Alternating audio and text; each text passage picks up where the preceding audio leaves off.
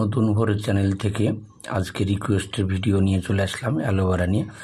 তো অ্যালোভেরা কীভাবে খাওয়া যাবে, কীভাবে উপকার পাওয়া যাবে, অ্যালোভেরার অনেক গুণাগুণ সেটা বলার জন্য চলে এলাম। তো বন্ধুরা, ভিডিওটা দেখার আগে লাইক, শেয়ার, কমেন্টস করে দাও। এটা মাথায় তো দেওয়া হয় এবং খাওয়াও হয়। আমি দেখাচ্ছি কীভাবে। এই যে সাদাটা ওইভাবে খেতে হবে। তো আমি অ্যালোভেরাও খাই, ব্যায়ামও করি, সেটা দেখাচ্ছি। তো তোমরা দেখবে এবং মুখে মাখা হয়, গায়ে মাখা হয় অ্যালোভেরা কীভাবে। প্লিজ ভিডিওটা লাইক, শেয়ার, কমেন্টস করো। যদি খাও তো এই যে হলুদ রঙের পদার্থটা, এটা কাটার পর খাড়া করে রেখে দেবে, হলুদ রঙের পদার্থটা বেরিয়ে যাবে। এটা খেতে হবে, ছাড়িয়ে দেখো এভাবে বের করে নিয়ে এটা ধুয়ে ফেলে এটা সকালবেলায় খালি পেটে খেয়ে নেবে।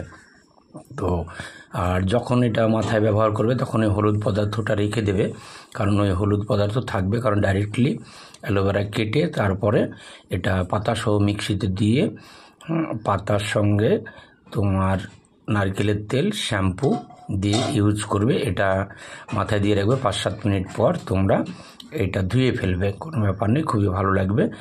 আর এটা যে তোমরা দেখো শ্বাসটা, এই শ্বাসটা তোমরা খাবে সকালবেলায় ছাড়িয়ে।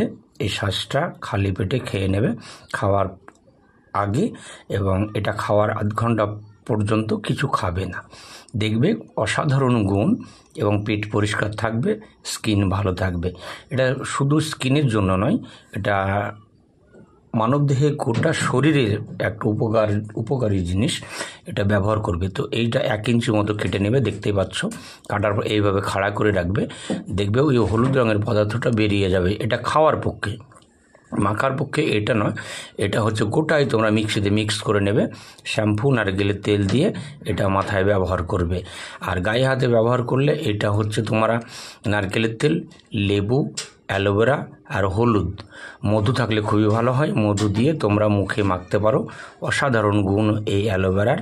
তো আজকে অনেক কিছুই বললাম ছোট্ট একটা ভিডিওর পর।